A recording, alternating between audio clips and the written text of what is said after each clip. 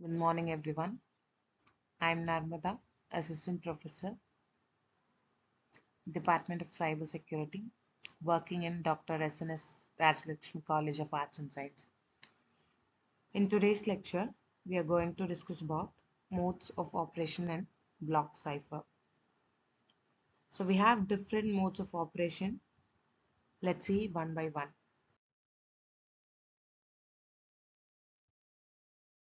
So here DES, it is a form of a basic building block. So it can be used to perform encryption and decryption for a fixed size of block. So for this, we need to handle all these kinds of data in advance. To do that, we have to use different operations.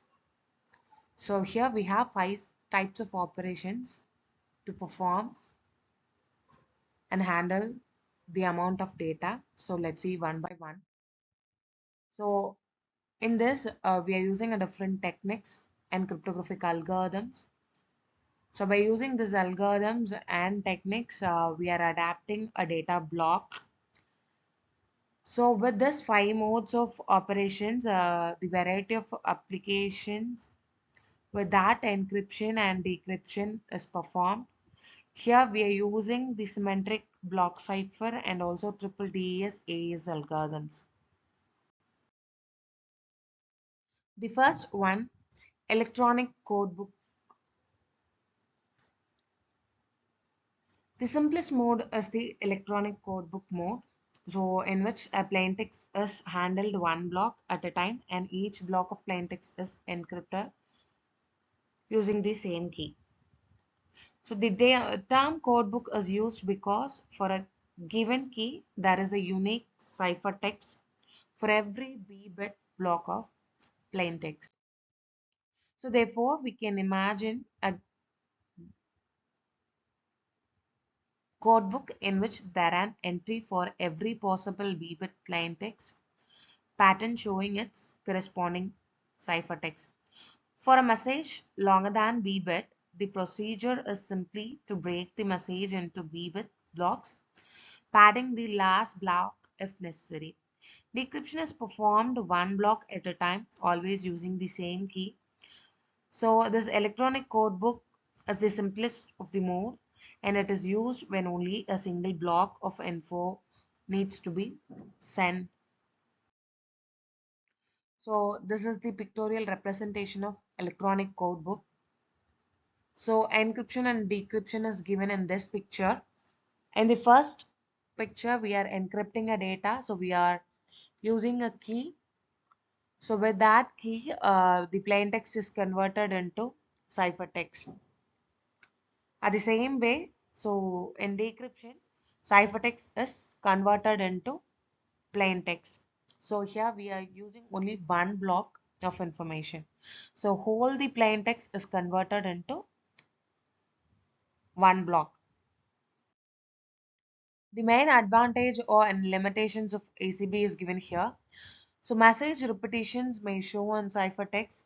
So if aligned with message block, it particularly with data such graphics or with messages that changes very little, which become a code book analysis problem. So weakness of this is the encryption message block being independent. This is the weakness of electronic code book. So if we do the cut and paste operations, the attacks can be happen on your data. So the main use of this ECB is sending a data in the form of a block. Next one, cipher blockchaining. So messages are broken into different blocks. So we have to link all these messages together to perform the encryption operation. Each previous cipher block is chained with current plaintext block, hence by using the name what you have specified. So first we have to use initial vector to start the process. So for that we have used this formula Ci equals Ek of Pi XOR C I minus 1. C minus 1 is equals initial vector. So by using this formula, we are doing and we are combining different blocks. So here this initial vector, it prevents same block from making same ciphertext. So the main use of this is bulk data encryption and authentication. Pictorial representation is given for cipher block chaining. Here plain text is there. So with that plain text we are including initial vector and also the key. So by performing this we are sending that in to the encryption algorithm. So it performs the encryption and creates the ciphertext. So for the decryption, same we are performing ciphertext is sent to the decryption and along with key.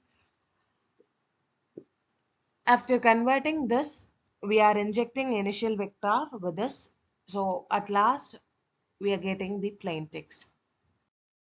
So from this lecture, you can understand about the two modes of operations performed in your block cipher. Thank you.